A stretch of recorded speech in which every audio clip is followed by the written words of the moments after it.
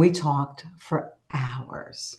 And that conversation was when my mom opened up to me about what her life was like during the war, after the war, a time when small acts of resistance meant the difference between life and death.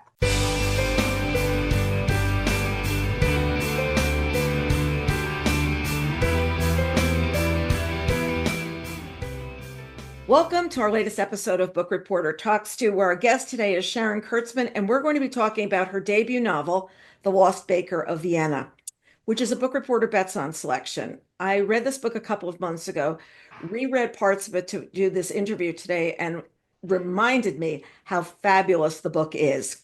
I'm interviewing Sharon before a book reporter interview runs or review runs. And so as a result, I'm going to give you a few raves from other authors about The Lost Baker of Vienna. First up, Georgia Hunter. You know her, New York Times bestselling author of We Were the Lucky Ones and One Good Thing. This is what she said. Inspired by an illuminating conversation with her mother about her family's untold Holocaust-era past, Kurtzman has crafted an eye-opening reimagining of a period in history not often visited, the experience of the Jewish refugee in post-war Europe, a timely tale of hardship and hope with strong, resilient women at its core. And Kate Quinn, New York Times bestselling author of the Alice Network, said, The Lost Baker of Vienna is not a war story, but a post-war story. Resisting the easy route of survival as happy ending and examining the darker side of rebuilding life in the rubble of a war zone. Sharon Kurtzman takes her own family history and spins it into something truly special, a tale of grit, bravery, and humanity that will not soon be forgotten. And I agree, because I was rereading this book as I was getting ready to do this interview, and I realized how very special it is. So with that, welcome, Sharon. So nice to have you here. Oh, Carol, thank you. I am just thrilled and honored to be here talking to you. I'm so excited. Well, with that intro, let's start with you, because why don't you tell us about The Lost Baker of Vienna? Let's just give us a little background on the book. Yeah, so the book, as is in my bio and in the description, is inspired by my mother, aunt, and grandmother, who were Holocaust survivors. They survived two Jewish ghettos in Poland, the Stutthof concentration camp, a displaced persons camp, that they then escaped and ended up in Vienna working in a hotel kitchen for 2 years before they were able to emigrate to America. And they were struggling to emigrate to America to get to my murdered grandfather's family here in the US. It was my grandmother's mission to get them out of Europe. And so the book is dual timeline. It takes place in 1946 Vienna, follows a young woman. She's 19 years old. She's just survived the war. Her name is Chana Rosenzweig. She has survived with her mother and her brother. And like my family, they end up in Vienna working in a hotel kitchen. All they want to do is immigrate to America, and all she wants to do is follow her passion to become a baker. She ends up in a dangerous love triangle because her mother is encouraging her to get married. Mm-hmm. And she has to navigate the love triangle and the dangers that are in post-war Vienna while trying to keep her family safe. And then there's the other timeline, which is 2018, Zoe Rosenzweig, who's a food writer who has just lost her beloved grandfather, who's her last living relative. Zoe becomes obsessed with finding out the truth about what happened to her family, both during and after World War II. And I can say that I've also, reread, the book and thought about parts of it. There is a lot of me in Zoe, in that I have spent decades also researching my family and trying to really learn what happened to them during and after the war. Wow. Were they that forthcoming about what had happened, or was it a secret when you were growing up? Did you right away know what was going on?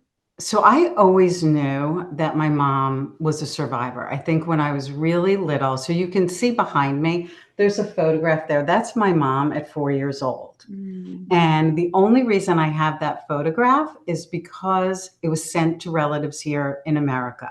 So it was taken in 1929. And my mom, so that sat in our family room while I was growing up. And I always knew that story. I grew up seeing this picture of my mom when I was a little girl, knowing that there was a war. And before that big war, this photograph was sent here. And so in that sense, I grew up knowing. And then by the time I was in elementary school, probably about 8, 9 years old, and we were learning about Anne Frank, I already knew to equate my mom's experiences with that of Anne Frank. So my mom talked about things in a very connect the dots kind of way. So we were in the ghetto, we were in the concentration camp, we were liberated, we were in Vienna, we came to America. So if I asked questions, it was very much along that line.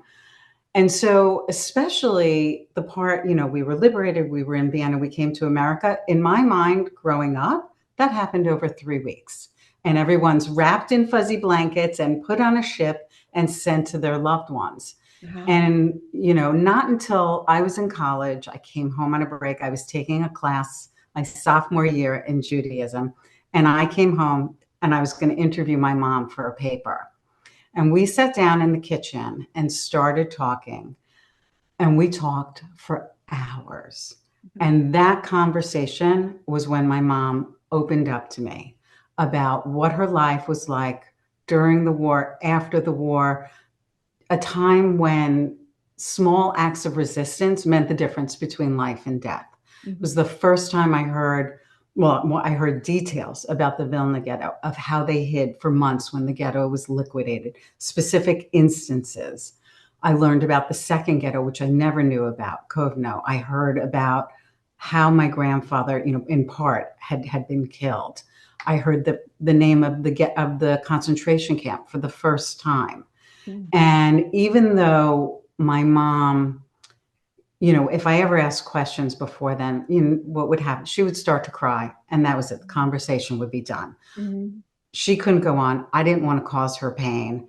And that day, when I was in college and interviewing her in our kitchen, she started to cry, but she insisted on going on, I think because it was for school, and that was so important to her. And that was when, for the first time, I learned not only were they in a displaced persons camp, but they were in Vienna for 2 years. And my grandmother, I told my mom and my aunt was 17, my mom was 19. When they got to Vienna, she said to them, I need you both to date. We're 3 women alone in this city and we need protection. And I could not wrap my mind around how, after everything they'd gone through, after everything they had survived, here they were free, and they were still in danger. And that stuck with me for decades. I always knew from a young age, I wanted to be a writer since I was 5, that I would write about my family's experiences.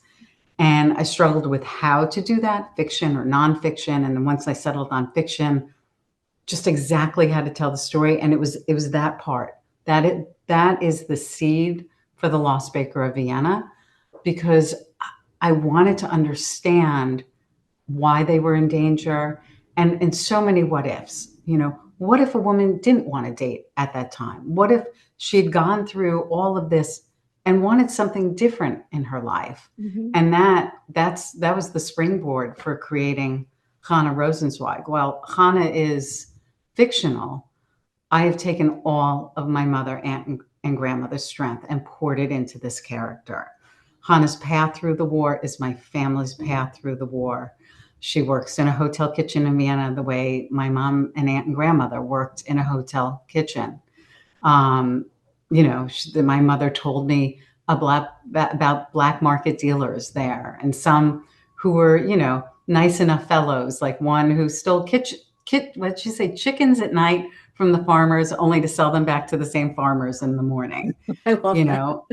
And then the danger part of it, and my research revealed that. So that's a long answer to your question, but no, what's really, really interesting to me is I thought about the war. This is like, I really am ashamed almost to say this. The war ended. Everybody went back to where they lived. Some of it was black, completely rubble. They rebuilt their lives and they went on.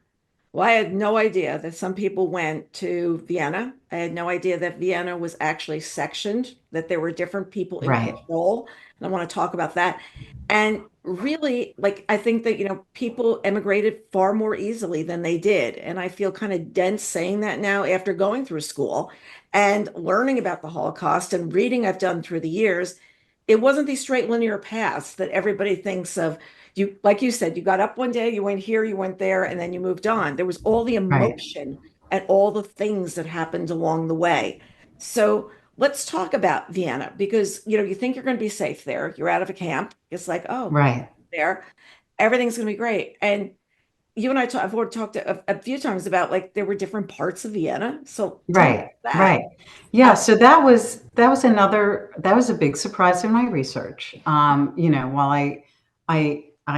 it all stemmed from that line from my mom and the danger, so one of the other things I remember my mother telling me was, so they were working in this hotel kitchen, and my grandmother, well, said before, it was her mission to get them out.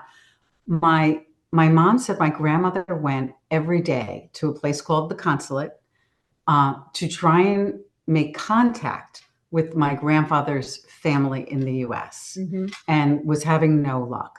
So when I finally said, okay, I started writing this book at the beginning of the pandemic, and I said, now is the time. I had gotten sick, and I knew, now is the time I need to start.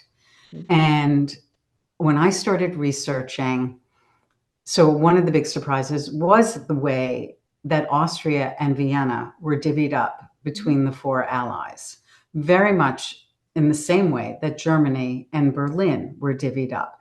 So when I say that, it means that the country was sectioned into fours, and each of the winning allies, France, England, the US, and the Soviets, governed their part of the country. And then Vienna was like a microcosm of that. So the city itself was also divided into four parts, each of the allies governing a part of the city. And then the center part of the city was a coalition of all the allies.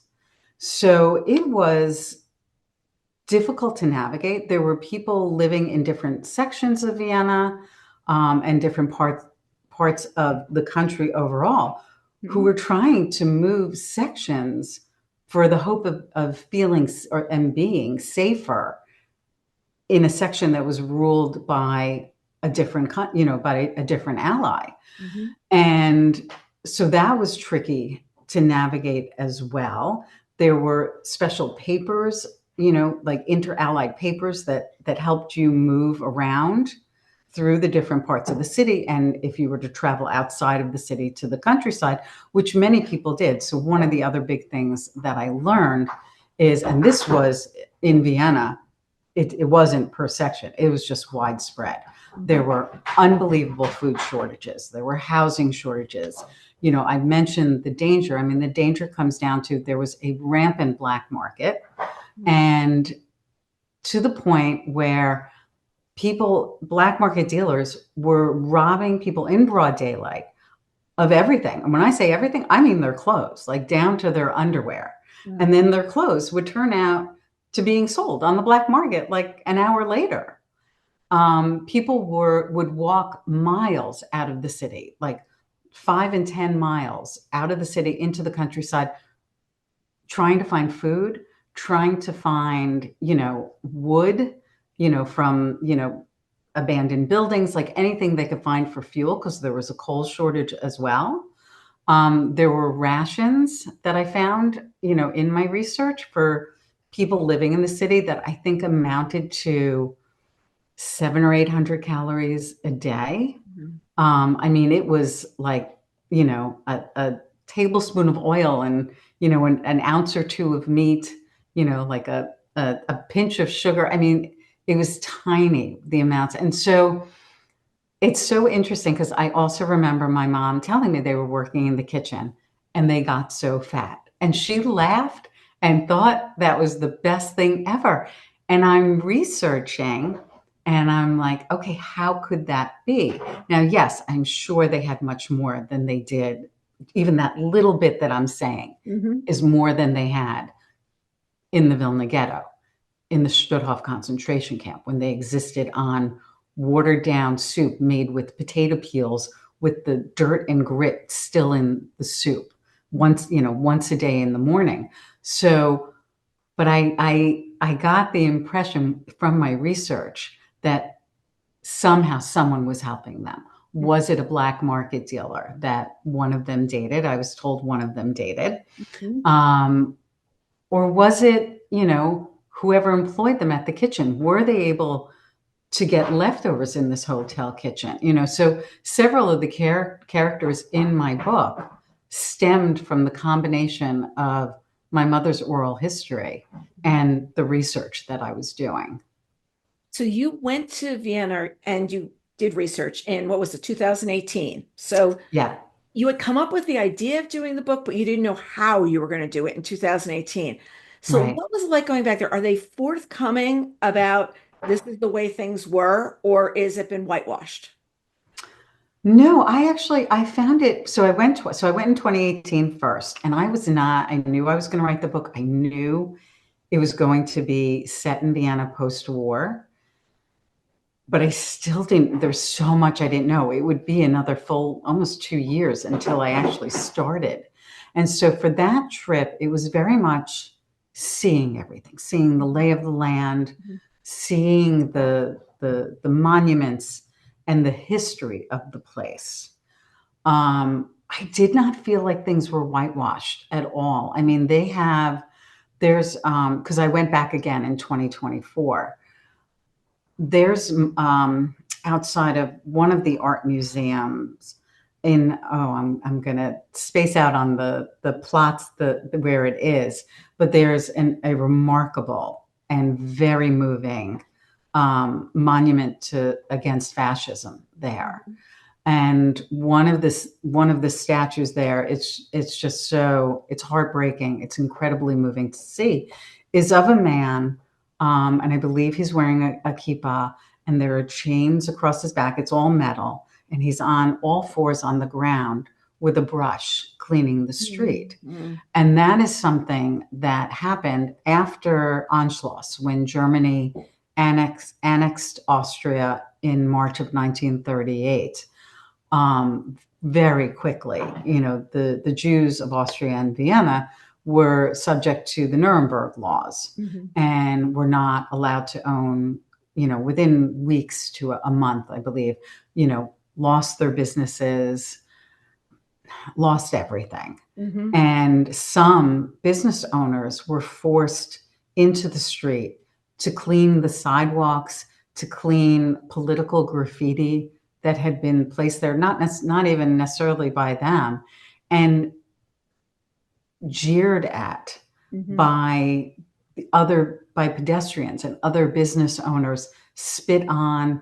I mean, it's heartbreaking. And so I did not find the city to have whitewashed the past at all, because there was all of that there. And then when I went back in 2024, over the course of my research, at one point I reached out to a curator at the Jewish Museum in Vienna. And so there's a big Jewish museum there, and 2 locations. And outside of one of them, also this one I know is in Judenplatz, has a very big memorial, not quite a statue, but monument to the Holocaust and to those who perished.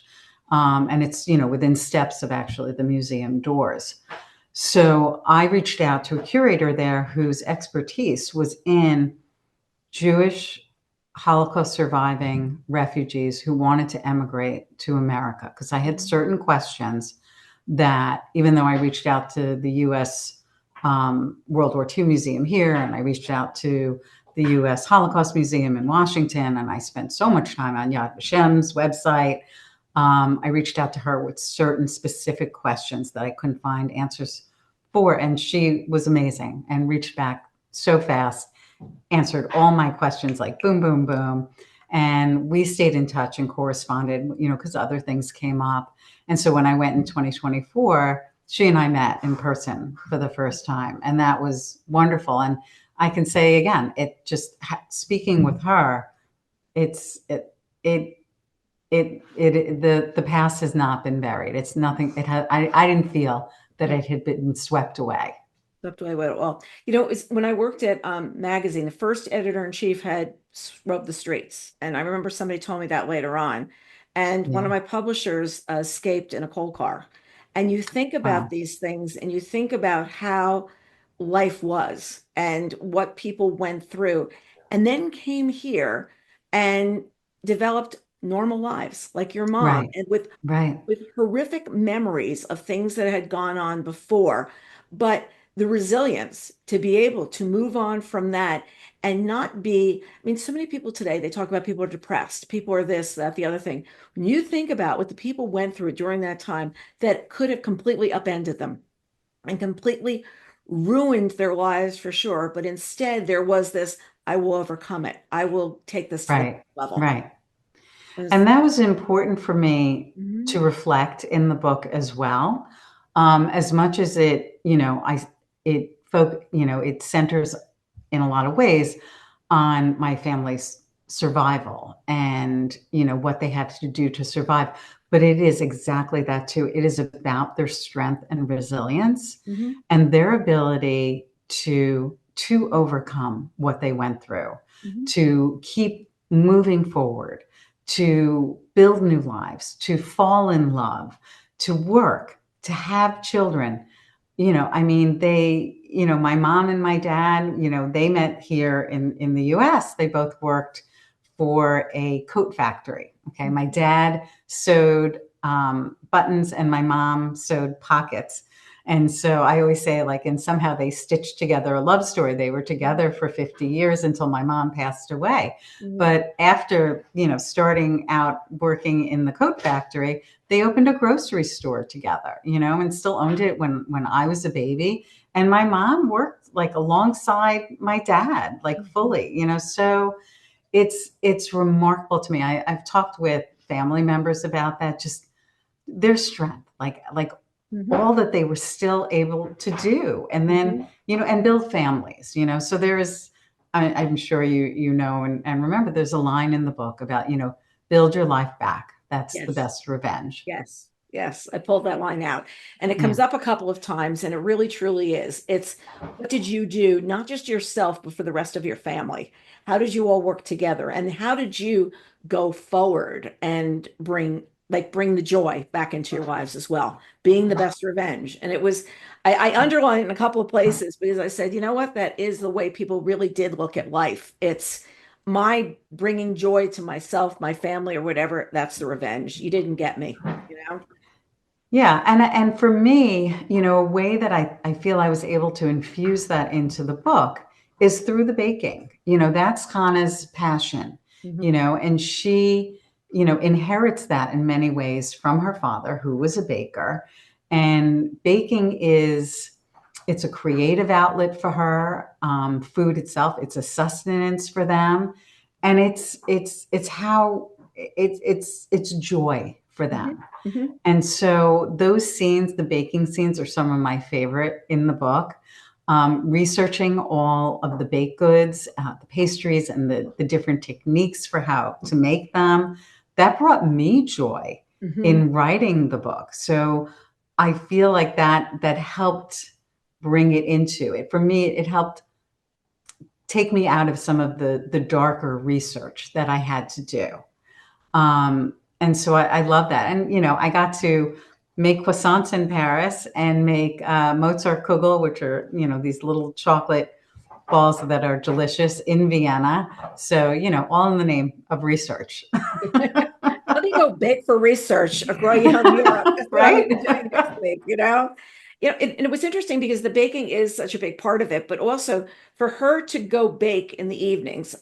For readers, Yeah. this is what happens is she leaves this hotel that they're staying in and she sneaks out to go bake. So even that is like this unsafe moment until she gets there.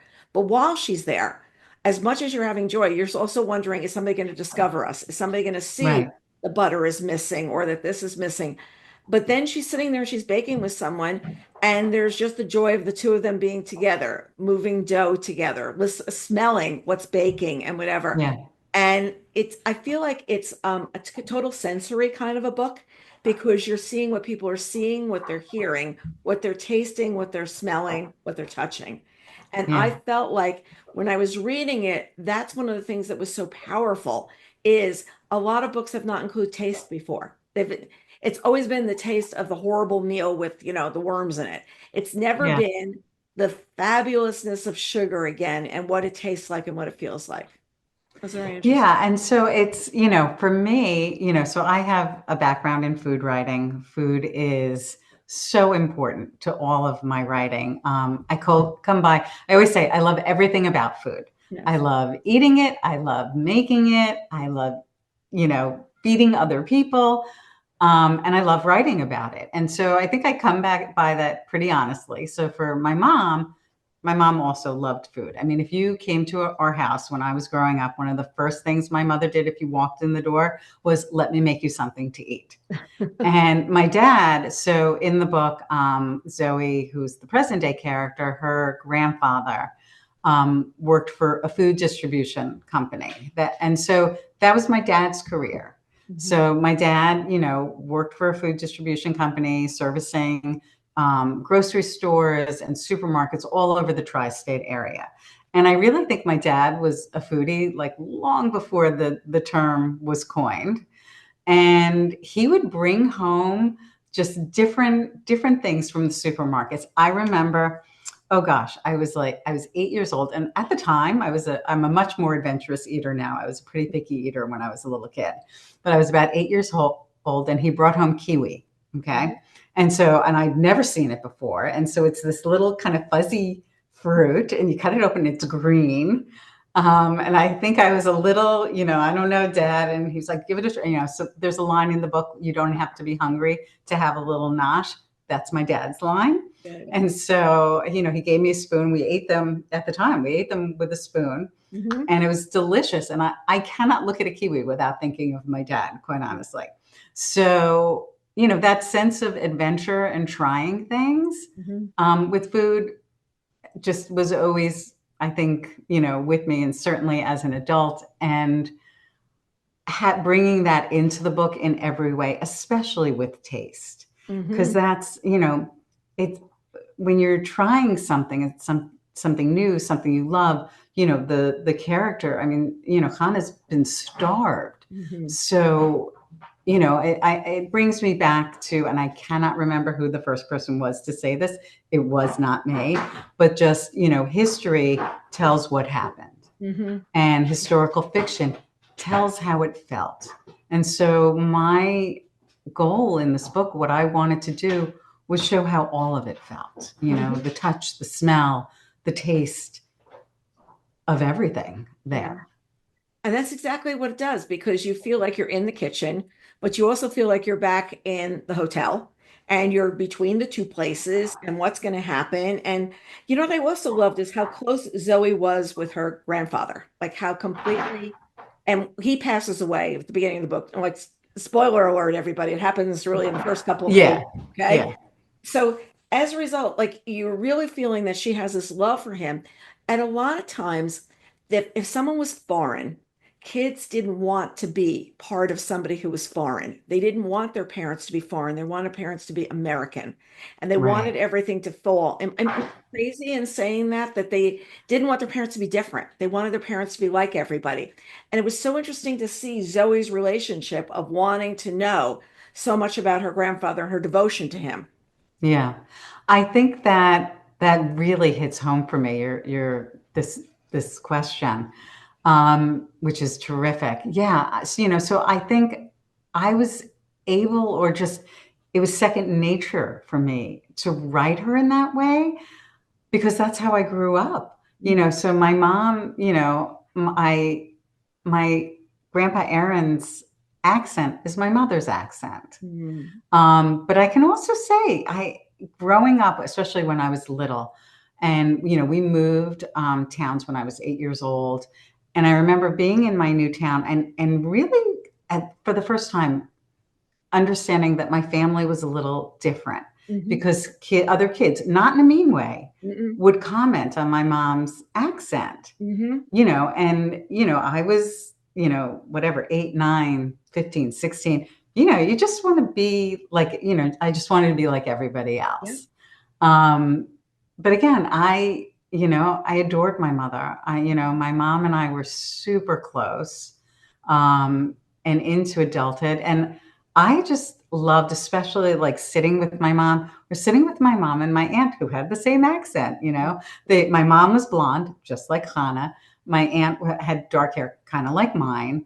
And just listening to the two of them. And something, for me too, it was they would be speaking in English, which they had these heavy European accents, but sometimes they'd be speaking in Yiddish. And because I grew up around that, I Mhm. understood it. So I just loved it. So I think I gave that to Zoe. Zoe, of what happens. And My parents were second generation.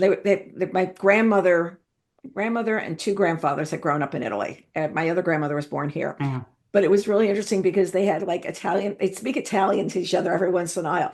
And they go, yeah. Kia dudes. And I go, that's us. Like every once in a while you knew like certain words that would come out. Yeah, yeah, That's us. Okay, wait, what else are they saying? Because we yeah. really didn't have any idea. It's Well, I could add to that I was 8 years old.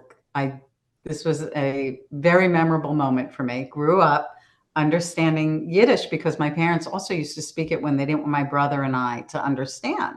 Mhm. And so I understood, but didn't tell them I understood. And we're at a holiday meal at my aunt and uncle's house, and my uncle tells, a joke in Yiddish that was not for my ears. And everybody at the table starts to laugh, including me, because I understood. And all of a sudden, they all go silent, and I'm still laughing. And I stop and realize they're all staring at me because they realize, oh, she understands. My parents took their private conversations behind closed doors after that. Really funny. It's like, yes, I think I understand a little bit of what you're saying that, here we go. The other thing I hadn't thought about is Australia as a place where Yeah. Holocaust survivors went after the war. Were you told stories about this, or did that come up in your research as you were researching? Yeah, so that great question. That actually came up in my research. So there are two ways that Australia became a big part of the book.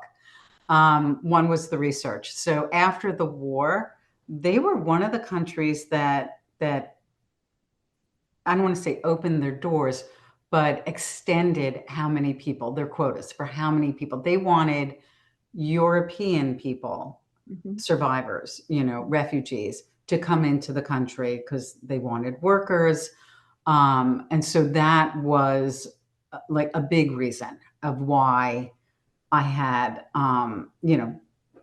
that as a part of the book. I'm trying to speak without a spoiler Right, there. that's well, right, Um, exactly. and the other reason is also in 2018, after I had been to Vienna, and this book is very much on my mind, and the plotting is sort of going on, in the back of my mind all the time. My husband and I took a trip to Australia. He had business there, and I tagged along.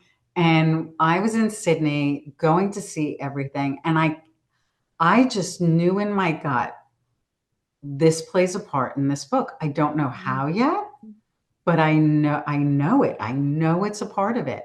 And as soon as I, was getting started and trying, doing some pre-writing and plotting and research, when I realized what, Australia had done at the end of the war with, opening up their quotas and allowing more people in, and started reading about Jewish refugees who did settle in Australia, I was like, this is why. It was such an interesting, just coalescing of the two. Yeah, I just hadn't thought about that at all. I thought about, everybody wanting to come to the United States and then, hearing what Australia was like.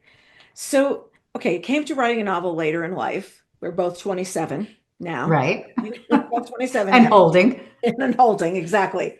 So, what writing had you done before this book? Like you knew you wanted to write, but you didn't know Yeah. nonfiction, fiction. What had you done before this writing wise?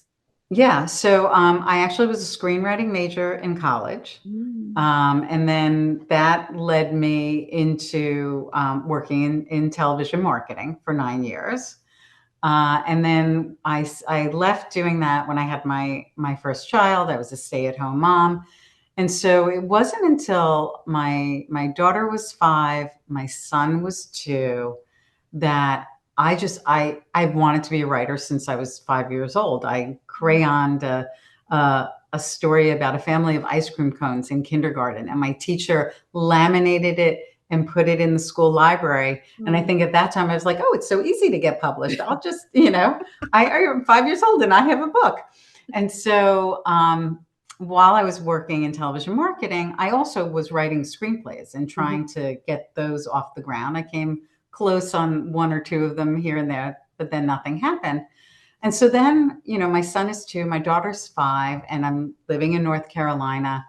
And I didn't really want to go back to trying to write another screenplay. I just said, I'm going to write a book, really not knowing all that I did not know. But in many ways, that's probably a good thing, because who knows, that could have stopped me.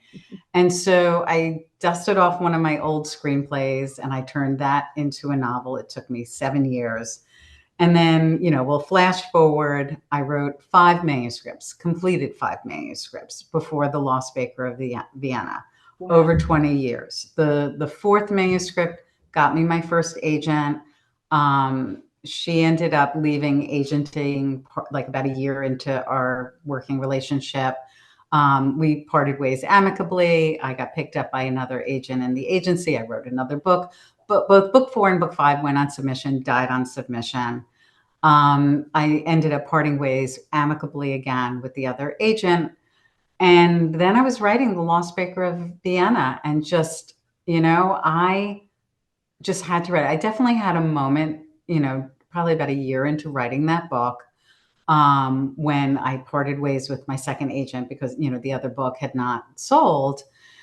And I had my own, all is lost moment that we give our characters, just wondering too, what am I doing? Should I even keep writing? And it took a few days, and there was no way. I was not giving up on this book. To me, that Mhm. would be like giving up on my mother. And I knew all the other books were leading to this book. Mm. And, it's when what happened after, I hunkered down, spent a year just, doing nothing else, doing no other I had published some essays, published some short fiction, and I just put every ounce of creative energy I had into this book, into the research, into the writing of it. And then what happened after that is I was at a dinner about 6 months before I was done with the book for one of my dearest friends, Teresa Ann Fowler. She had a new book launching. Her agent came down here for the book launch. There was a dinner with all of our writer friends. And it just so happened I was sitting next to my friend's agent. And we got to talking about my book and what I was working on. And she was super interested, which was an amazing feeling. But I knew the book wasn't ready yet. Mhm. So, we left it in when it was ready, I should send it to her, which was amazing. 6 months later, I did. And it's the stuff of, writerly fairy tales. The agent, her name is Wendy Sherman. She is amazing. And she is my agent. She took me on a week after I sent her the book. We did a little bit of 2 rounds of revision on it. The book went on submission. Um, 2 months later, and within a week, we had a preempt with Pamela Dorman Books. Mhm. So it was a 25-year journey to get to this point. 5 previous manuscripts, but I learned so much along the way, and that's it too. And I did not know that story. I did not know that whole backstory about how long it took or whatever. Oh yeah. But I think that is such a big thing of it's not just the first book. I mean, I know a number of very successful writers that have like a box that says burn upon death. Like you may not Right. ever publish this. This is not my work. This was private. Right, right. And really, by completing the number of books, going out through the agent process, going out with the try to get a deal process, you learn a lot. You learn a Oh, a lot lot. just over, well, what did work? What didn't work? Why did I think it was Yeah. perfect? Why Yeah. wasn't it perfect? And to spend the time because it's not, yes, sometimes later people become a book a year, but that doesn't always happen. And Right. sometimes it's like the one book I'm going to write, or it's I've got another idea inside me. But to get to the first one and get it over the finish line, lot harder than people think. A lot harder. Yeah.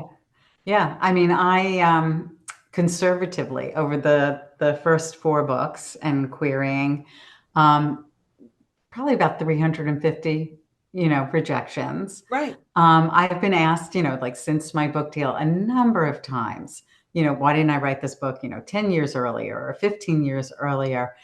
And I know that I couldn't have. Hmm. I didn't, like I said, I was learning. I didn't have the writing skill. I didn't have the research skill. And I don't think I was emotionally ready. Yeah. There were periods of time throughout those years, though, when I'd be working on a different project and something would strike me like, okay, maybe it's now. And Mhm. I would start researching into, the places my family was and learning more. And then I would hit a point where it was like, no, not yet. I'm going to write it, but just not yet. Yeah. And, so that went on over those 20 years. So when, people ask me how long did it take me to write this book, I say 3 years in my entire life. That's exactly. That's exactly. And it's also an emotional maturity to be writing the book as Yes, well, because I don't think this book could have be written the same time when you were in your 20s. I think it also right, takes knowing having children. I think it also takes knowing the love for children and knowing what the family was facing. And I think it's such a big family love story as well of I agree. a broader base of what happens. And you sort of don't have that like right at the beginning. Very few people have those chops. Very few people have the chops to be able to write like that. And it's also knowing what the story is to tell, because not everything that your mom told you is in here. There are Right, parts, and then there are other parts of what do I keep? What makes it a good story to propel it forward? And what's going to drive it up against the wall? Like if I do this, it's because there's danger, but as you were writing, you get out of danger a few pages later. Like it's not like this constant pressure that would have happened if you were just writing during the time of the Holocaust. I mean, that's hard writing to do when right, your joy is that you find like a nut from a candy bar or something. This was a different kind of joy and a different kind of love to be able to find. right. Well, thank you for all of that. The family aspect of it was extremely, extremely important to me. Yeah. And I, in you're 100% right. Not everything my mom told me is in this Hmm. book. Not everything I researched made it into the book. There were, a lot of, decisions and choices, and even though the movement of the book, the arc of the book, follows my family's arc in many ways. Um, it was important to me to also have it be a story that had movement, that was Hmm. propulsive, and I'm hearing from people who are reading it, that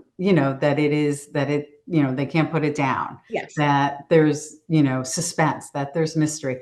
I know there's a twist at the end, Hmm. and people are finding that satisfying, which is just so gratifying Hmm. to me as well. I think what I wanted to do, I started writing this book, and as writers, we're told to find our why in the stories that we're writing. And for me, I knew my why was to tell my mom's stories so that to carry them forward so they would not die with her and with my aunt and with my grandmother. Because at the end of that conversation that I had with my mom in college, she said, I tell you these things so the world remembers what happened to Hmm. us. Hmm. And so that was a promise that passed between us. Hmm. And so in doing that, in writing this book and crafting it, I wanted to tell my family's stories and hopefully get it to the widest audience it could be. And so in that sense, it's also making it a good read, like a book that readers want to read. And yeah, so that I appreciate everything you just said about it. It really means a lot to me. And it's not prescriptive. It's not anything like that. And then we go from point A to point B to, and I love the line about build your lives back. That will be the sweet revenge, because you see that over and over in the book of it might be something tiny that takes you out. And also the way everybody cared about each other and were Right. so protective of one another. You think about, your mom's teen, she's like, what age, being that caring about her brother, being that caring about Yeah. the whole family.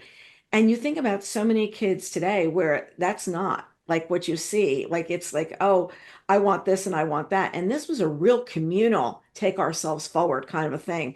And I think it's an important story for people to read as a result of that, of times were different. It was everybody, the world was smaller.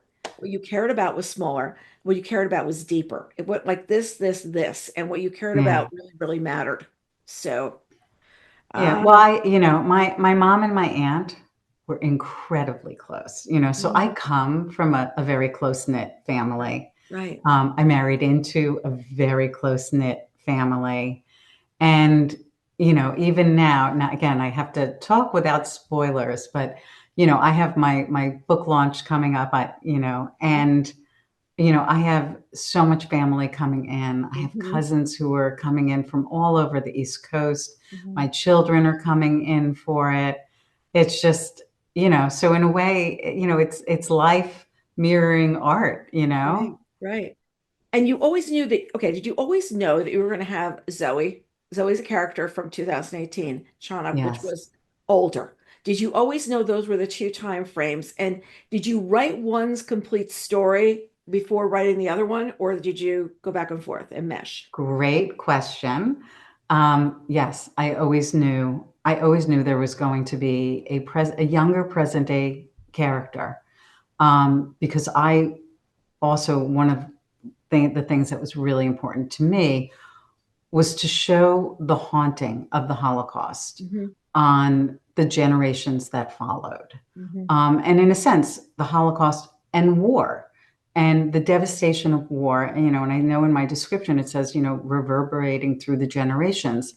And that's true. So to really show that, it was very important to me to have that present day character who's related to someone who was a survivor. And it's still caring, and it's still caring about that Yeah. instead of just saying it's a tick the box kind of a thing, if that makes sense? Yeah, 100%. 100% makes sense. Mhm. And so, yeah, no, you know, as I was writing it, I don't know if I quite realized all it as strongly, but since having the whole book now and in front of me, I see a lot. I'm obviously, not 28, even though I'm 27 and holding. Um, there is a lot of me in Zoe. Mhm. She's a food writer. I was a food writer. She's a food writer in 2018 in Vienna. I was a food writer in 2018 in Vienna. She's obsessed with finding out what happened to her family. So am I? I still am. Mhm. I was just had a conversation with one of my relatives. I just got my finished copies and I sent a few out to family who, as she was reading the book, every time she pictured Zoe and the descriptions of what Zoe was wearing, she said she saw me. She saw Oh, me in those outfits. I love it. It's like, wait, should I go in the closet for tour? I know. And take it from there. But then you've got these characters of Myra and Elias, and you built Yeah, two very different people to come into Hannah's life, like two very different people. What was it like? Okay, building women is one thing, but building the yeah. male characters, were they exactly the way we see them now, or did they evolve over the time as well?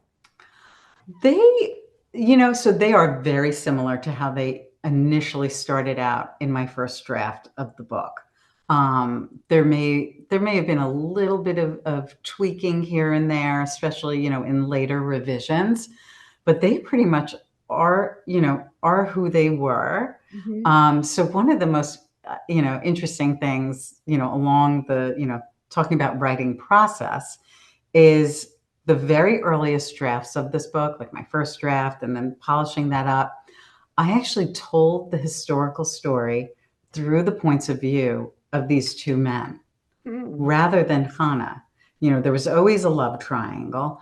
And so I was in their heads. And so, what fleshed them out is my research. And, I was very interested in also showing the different ways that people survived, even from different places. Because Meyer is from Riga in Latvia, and Elias is from Vienna.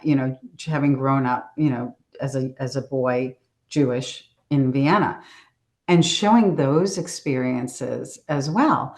As I came to writing through that, first kind of second, third draft, I came to realize, like, oh no, this part of the story really needs to be in Hannah's point of view.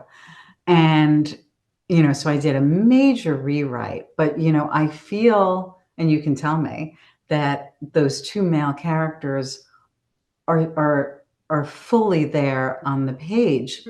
And a part of that is because I had been in their heads. Mm-hmm. I knew why they did everything that they did. Mm-hmm. And I can also say in the writing of it, especially the first draft, so there was a love triangle. I always, envisioned the book this way, but I didn't know who or if Hannah would end up with anyone. Mm-hmm. And so there's a scene in the book where one of the characters does something, and I'm sitting there writing, and it came as a complete surprise to me. Mm-hmm. And I was just like, oh, and I can't say more because it's Yeah. totally a spoiler.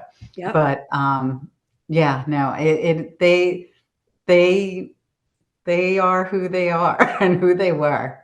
Well, and it's interesting too because okay, you've got this moment and you're writing from their point of view and you're clicking away on the pages. You got like this much done and I'm feeling Yeah, really good. yeah. What's that moment like when you go, whoa, I got to redo this? I mean, like, do you make dinner that night or you just drink a lot of wine? I mean, what is when you get to that moment of, Yeah. okay, I'm this far along and I'm thinking I'm really cooking here, but no. Yeah, it's, so previously when I would hit points like that, different projects, I would have to trick myself into that big of a revision. Like, oh, it's not going to take that long. It'll be done in like 2 weeks. And then I get in and it's, however, several months, but I'm already in. I've tricked myself in. The very different thing about this book, and obviously I think because it's inspired by my family and by my mom, I could have worked on this book for the rest of my life. Mm. When I would finish a draft, I'd have that moment of excitement. I typed the end, and then 5 seconds later, I'd be bereft. I'd miss it. I just want to go back in. And I think it's because I, writing this book brought my mom to life for me again. Mhm. And I got to know her in some ways on a much deeper level now, 25 years after she passed away. So it wasn't as hard as you would think to go back in and write the historical part from Hannah's point of view. And I think a part of me, because of certain parts of the story, which were difficult, Mhm. um, I needed to write it this way. I needed to approach it first with some distance. And, by being in Meyer and Elias's head, it gave me that distance. Mhm. And then I was ready. Okay, now, yeah. Okay, come on, mom. I'm ready to be in Hannah's head. And this is the way the story needs to be told. Right. I always say it's like bravery to sit there and go, wrong direction, turn Yeah. around, wrong Yeah. direction. Years ago, we had a publisher and I really admired her. In fact, I've followed up on this a lot of times, is we were doing a presentation. I was on the business side and she said, this isn't working. Don't use this presentation again.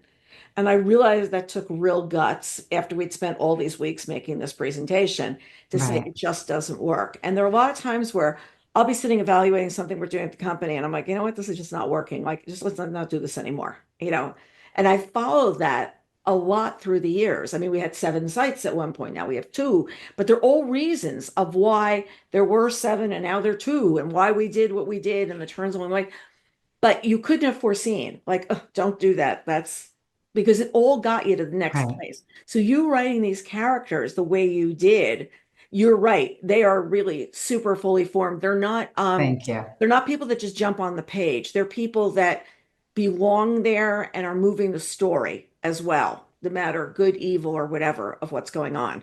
You know? Thank you. I really, really appreciate that. And, when I realized, that I had to make that switch, it was, you know, for the better of the story. I'm going to be my little, Mhm. writing nerd here. Yeah. I just, especially this book, I just wanted it to be the best that it could be. And I think also, having at that point, I've been writing and working towards this for, over 20 years. Over those 20 years, I learned I learned patience with myself and Mhm. patience with my writing. So I was Mhm. like, as hard as it is, because I totally get what you're saying Mhm. about, scrapping a presentation, like here it is, it's all done. Mhm. And as hard as that is to go back to the drawing board, it's for the better of the story and the work. It's a better, and it gives you that confidence later on to do that. I mean, I know somebody who wrote a book from three different points of view, very big author, wrote a book from three different points Yeah. of view. And the third point of view said, that's the book, that's the right point of view. And it's Yeah. also hard to not dilute the story by retelling it, because that can happen as well, is that the story doesn't become as strong or whatever, just because, that's what's going on. So there's something else to think about. Okay, so now let's go to you love to bake. And as a result, you've Yeah. created this fabulous reader's guide for this book. It's downloadable from your website with recipes, whatever. Yeah. So you were baking as a young child, like you always enjoyed baking? I did. I had moments. Okay, so you can see I'm getting really excited to It's talk about the about baking. this. I mean, I feel like, just send me a little croissant over here so I can continue this interview, like not pay my welcome card. Right, we're both going to be hungry after. So, when I was in middle school, I spent probably about 2 years, after school, weekends, I was obsessed with chocolate chip cookies, like Tall House chocolate chip cookies. And I wanted to perfect the recipe. So, to me, the perfect chocolate chip cookie was, a little bit crunchy around the edges, definitely soft in the middle, but Mhm. not undercooked, cooked all the way through. And it had to maintain that chewiness like the next day and the day after. Okay, you see all my little, baking nerdiness coming out here. And I tried everything. And thank goodness for my family, they would taste everything that I did. And, so I'll share my secret here. All right, tell me the secret. It's an ice So cube in the bowl or something. yeah, so I think it was the baking soda. I would take the baking soda and before you mix it in mixed it in with the dry ingredients. I would take water, like a teaspoon of water, and dilute it, mix it together almost into a little bit of a paste, Right. and then add that in at the end. And it made a big difference. I mean, when you're making cookies like that, week after week, month after month, and trying all these different little variations. And then when I was in high school, oh goodness, I became obsessed with chocolate pecan pie. Okay, so Okay. chocolate pecan pie is in my, Yes. reading guide on my website. And I did the same thing for like 2 years. And so this is kind of before chocolate pecan pie was everywhere. So I think I invented it. I'm sure that I didn't. Yeah. Um, and I took, the recipe that was on the back of the Caro bottle, and then I started experimenting chocolate chips or melting different kinds of chocolate like into the batter and, chopping the nuts, not chopping the nuts, making my own pie crust, not making my own pie crust, lining it with, now I line it with chocolate chips. And oh gosh, I approached like a small ice cream shop, like about 10 minutes from my house to see if I made my pies, if they would sell them there. And unfortunately, I didn't have a commercial kitchen, so they Kitchen. said that they couldn't. But Mhm. I was like 16 years old, like pedaled my, couldn't drive yet in New Jersey. I pedaled my bike over there. I think I brought a couple slices of pie with me. Yeah, no. So yes, I've always loved it. And these days I don't have quite as much, time for it, but when I do it, I love it. And I love to experiment with something new. This past holiday season, I was put, you write about a baker. I was put in charge of dessert Nice. for a holiday party, but I had fun. I made new things. I decided not to trot out anything old. So Yeah. it was a lot of fun. We love to cook here. We bake, but we really love to cook. And I know that Yeah. feeling of got this recipe. I think I'm going to do it Tuesday night. My husband could usually he does the cooking during the week. And he'll say, "Oh, you want to try this? Well, I'm going to try this doing this way." And he's going out of town next week and he was teasing me. He says, "I'm going to bake a huge batch of meatballs so you actually eat while I'm gone." Because I'm known for like I'll eat cheese and crackers, and it's not like I can't cook. It's just like I found a Yeah. million other things to do. So I was like, Right. please don't do that. Please don't do that. I have other ideas for next week. Like, no, no, no, no, no, no. I don't want to feel guilty about not eating the meatballs. Don't do that. So yeah, and then you have the That's favorite great. recipes that you turn to. It's like, and I really love this. Kana's father talks about baking as a blending of what is in your head with what is in your heart. And I feel like that line defines so much of what's happening in this book. It's no matter what you're feeling in your head, let's put it together with what's in your heart and make something special. So that was one that I took away really quickly. Thank you. Uh, Thank you. I appreciate that. Takeaway I do. line. So, okay, was there a favorite character to write? Oh, I've thought about this question. That's such a great question. Favorite one to write? I think Hannah. I think Mhm. once I finally got into her head, and I think that's, what I described before about every time I finish, I just want to go right back in. Yeah, It's because of her. because of her. And I have to say, one other character who just, Chef Heiss, is Uh-huh. also a Okay. bit of a favorite of mine because I see him as a gentle giant. Mm-hmm. And being able to what was able to do and what he was able to Yeah. turn out and whatever. Yeah. Yeah, and it's I'm trying to think if I had a favorite, like as I was Yeah. reading. I was just wondering I that. think Zoe because she was so intrepid. She was going to go figure this out. And I Yeah. really love that she had only little bits of a story.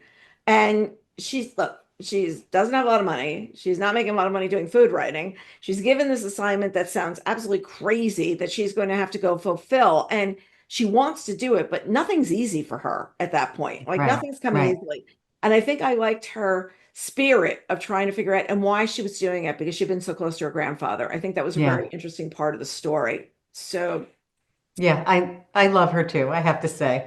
I think for me to say she's my favorite character, it's like, oh, well, look at my other she's children. part me too. Me too. What can I say? I can't help myself. What can I do? What can I do? So any of that writing is in the drawer. Is any of that going to come back or it's in the drawer? I don't think so. I think it's all staying firmly in the drawer. Yeah, they put the sign on top. Do not ever Yeah, print ever. Do not find yeah, this. It is yeah. I all gone. haven't, designated anyone who has to burn them yet, but Still it's not coming. a bad idea. Yeah, not a bad idea. Not a bad idea. Did you outline it all in advance, or was this all more stream of consciousness? Was it any kind of this is going to go here, here, here? Yeah, yeah. So that's the whole pantser versus plotter. Mhm. I was a plotter for pantser, sorry, for Mhm. quite some time. Probably around book 4, I'm not a plotter. I'm a pantser who wants to be a plotter. So Mhm. there's another term that I've heard tossed about. It's called discovery writer. So I think Mhm. I'm a little bit more of that. Mhm. For this book, I definitely did what I call pre-writing. Mhm. I thought about the characters, especially the main characters, Chana, Zoe, Meyer, Elias, Chana's mom. I thought about them and who they are. I thought about Chana and what she wants. Um, and because I had the stories from my mom and my aunt, and once they had both passed, my dad told me even more stories about them. So those were I used those as like tent poles for the Mhm. plot before I got started. I mentioned I was a screenwriting major in college. Believe it or not, it took me quite a number of years to marry everything I had learned about three-act structure as a screenwriter with, novel writing. And Mhm. so there's a grid. It comes from Sid Field, who wrote a great book on screenwriting, on just a very bare bones, basic like plot, as if you're doing a screenplay, what happens in the first 30 minutes, what happens in the next 60, and what happens in the last 30 minutes.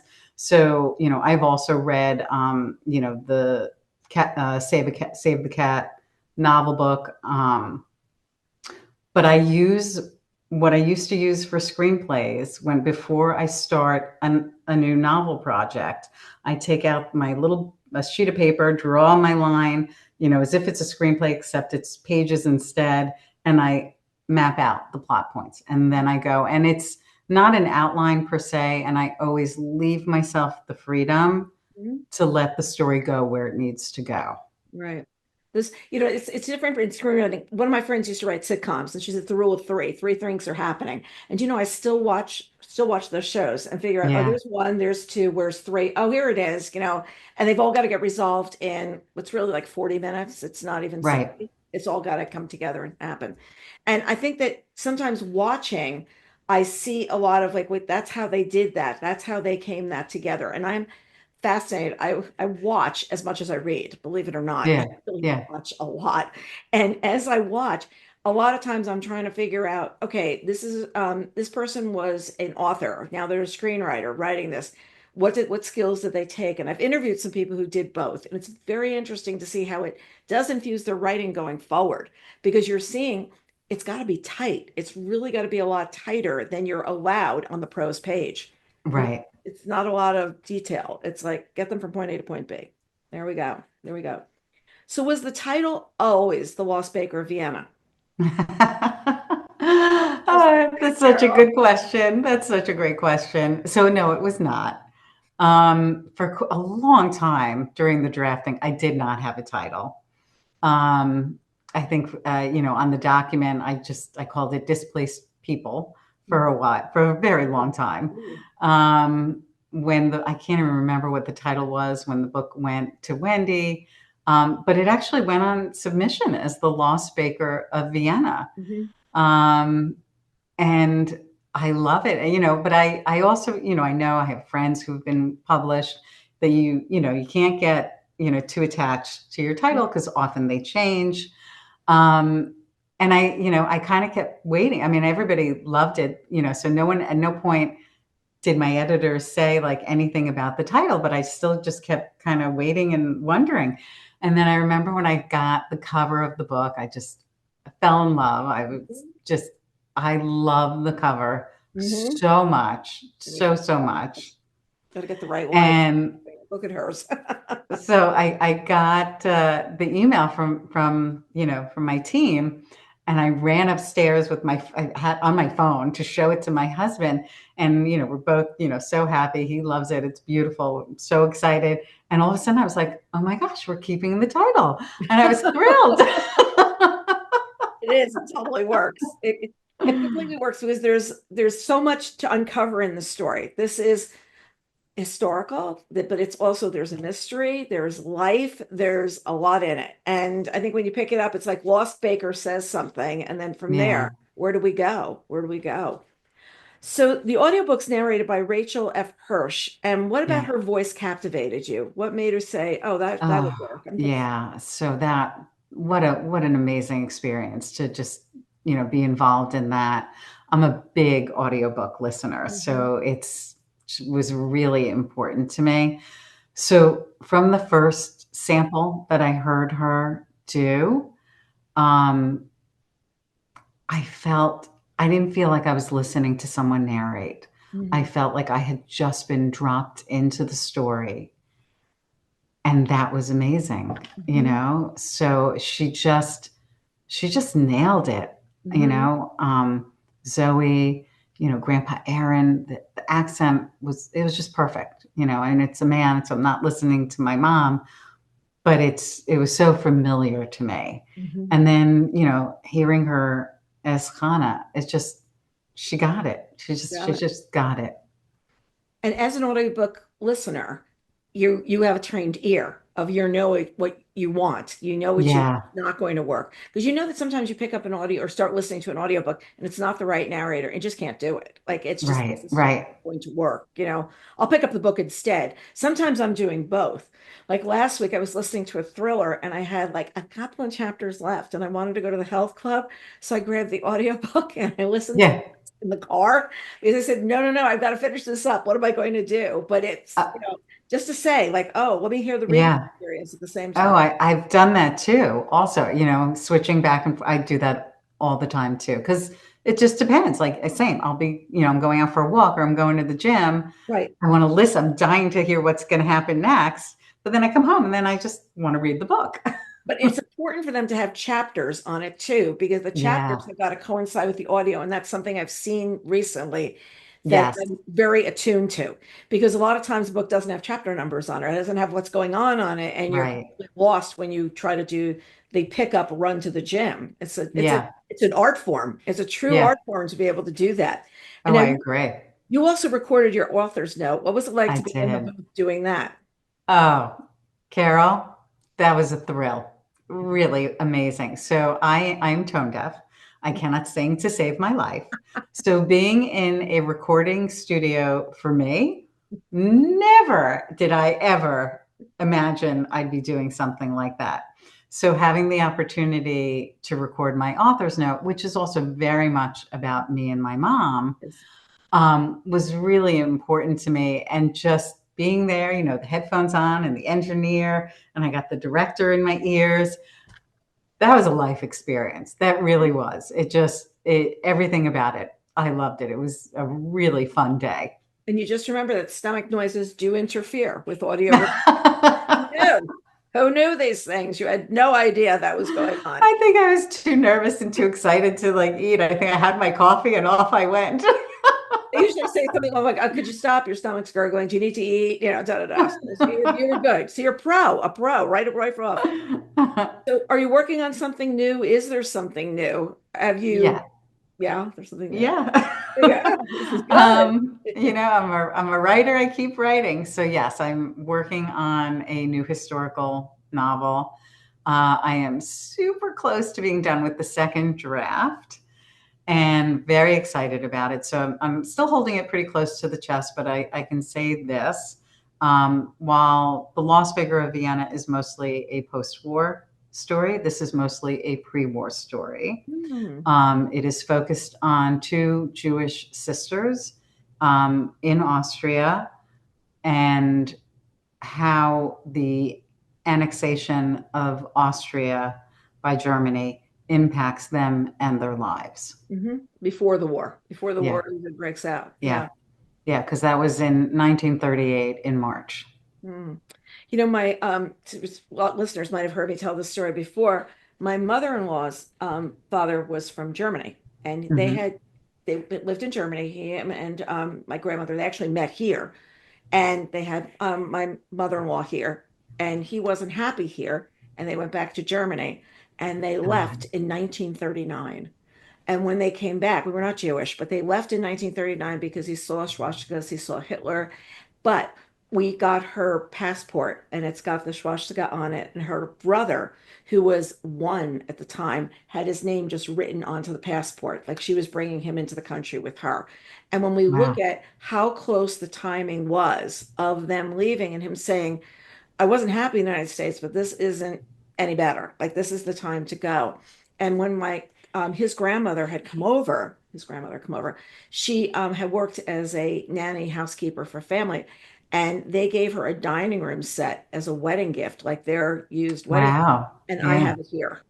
And Oh, this connection thing that happens when you're sitting in the room because you see what you like, we've covered the chairs, but at the same time, you realize that this was part of somebody else's life. And right. I, at the time, my husband was lobbying really big to get this into the house, and I wasn't loving it as much. And now I'm really glad that he won that one because it's a lot better than the direction I was going in. I would have dated Yeah. this like that version, you know? So It's wonderful to have things like that, yeah. just like from the past that Yeah. connect family in that way. It's wonderful. Yeah, it's like I'm keeping the rings they put around the napkin rings in Yeah. what was in that drawer before? Was that what was in each of these places? And it's interesting just to look at from furniture point of view besides people point of view. So, Right, right. my gosh, this has been so much fun. I could just keep talking to you because Great fun for me too. it's a fabulous book, and Thank you. we've been sharing it with readers. They've been excited about it, and I want that excitement to continue to grow because I like books that are smart, that are telling a story, but there's a lot of layers in the story instead of it's just what you're reading on the page. You can see there's a lot of emotion and thought that went into the book as well. And when that Thank you, happens, that marry of everything is really terrific. So. Carol. That means so much to me. Thank you. I'm thrilled this was so much fun. Thank you so much for having me on here. I enjoy doing these interviews so much. Somebody says, how long do they last? And they go, I don't know, till we finish up what we're talking. I said, do you edit? I said, no, because whatever we said made sense because it was Right. the story to the next point. So thank you for joining us. And Thank you. to everybody else, look forward to seeing you next time on Book Reporter Talks to.